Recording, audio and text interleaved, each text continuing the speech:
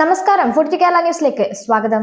US president തെരഞ്ഞെടുപ്പിന് ആഴ്ചകൾ ബാക്കി നിൽക്കെ സ്ഥാനാർത്ഥികൾ മുഖാമുഖം നിന്ന സംവാദത്തിൽ റിപ്പബ്ലിക്കൻ സ്ഥാനാർത്ഥി ഡൊണാൾഡ് ട്രംപിനെ പ്രതിരോധത്തിലാക്കി ഡെമോക്രാറ്റ് സ്ഥാനാർത്ഥി കമല ഹാരിസ്. ഫിലാഡൽഫിയയിൽ ചൊവ്വാഴ്ച 1.5 മണിക്കൂർ ദൈർഘ്യമുള്ള ടെലിവിഷൻ സംവാദത്തിലാണ് കൃത്യമായ വാക്കുകളും ശരീരഭാഷയുമായി ഇന്ത്യൻ വംശജ മേൽക്കൈ നേടിയത്. ഗാസയും യുക്രൈനും കുടിയേറ്റവും അടക്കം വിവിധ വിഷയങ്ങളിൽ നിലപാട് അറിയിച്ചും പരസ്പരം കുറ്റപ്പെടുത്തിയും വിവാദം പുരോഗമിച്ചു. പ്രചരണ റാലികളിലെ ആൾക്ഷാമവും കഴിഞ്ഞ തെരഞ്ഞെടുപ്പിനുടനീളം ക്യാപിറ്റോളിൽ നടന്ന കലാപവുമടക്കം എടുത്തിട്ട് ട്രംപിനെ കുരുക്കിയ കമല, ട്രംപ് റാലികൾക്കെത്തുന്നവർ തളർച്ചയും മടുപ്പും മൂലം വേഗം വേദി വിടുകയാണെന്ന് വിമർശിച്ചു. എന്നാൽ കമല അധികാരത്തിലെത്തിയാൽ ഇസ്രായേൽ രാഷ്ട്രം തന്നെ ഇല്ലാതാകുമെന്നായിരുന്നു ട്രംപിന്റെ പ്രതികരണം. രാജ്യം മുഴുക്കെ പ്രചരണവുമായി നടക്കുന്ന ഇരു സ്ഥാനാർത്ഥികളെയും രാജ്യത്തെ ജനങ്ങൾക്ക് ഒരേ വേദിയിൽ അടുത്തറിയാൻ അവസരമൊരുക്കിയാണ് ടെലിവിഷൻ സംവാദം നടക്കുന്നത്.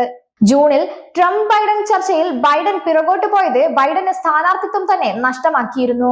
ഇത്തവണ സംവാദം മുൻ പ്രസിഡന്റും നിലവിലെ വൈസ് പ്രസിഡന്റും തമ്മിലായപ്പോൾ കമല ആധിപത്യം കാട്ടിയെന്ന് റിപ്പോർട്ടുകൾ പറയുന്നു.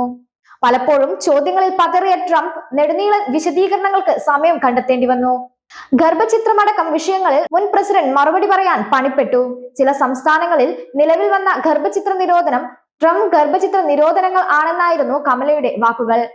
നയങ്ങളിലെ പാളിച്ചകളും പദവിയിലിരിക്കുന്ന കാലത്തെ ട്രാക്ക് റെക്കോർഡും പ്രകോപനപരമായ പ്രസ്താവനകളും മാറ്റി നിർത്തി ട്രംപിന്റെ അഹംഭാവത്തെ മാത്രം മുൻനിർത്തിയുള്ള ആക്രമണങ്ങളായിരുന്നു കമലയുടെ ശൈലി. സംവാദത്തിനൊടുവിൽ ABC ചാനൽ അവതാരകർ പക്ഷം പിടിച്ചെന്നടക്കമുള്ള ആരോപണങ്ങളുമായി റിപ്പബ്ലിക്കന്മാർ രംഗത്ത് വന്നുവെന്നാണ് ഇപ്പോൾ പുറത്തുവരുന്ന റിപ്പോർട്ടുകൾ.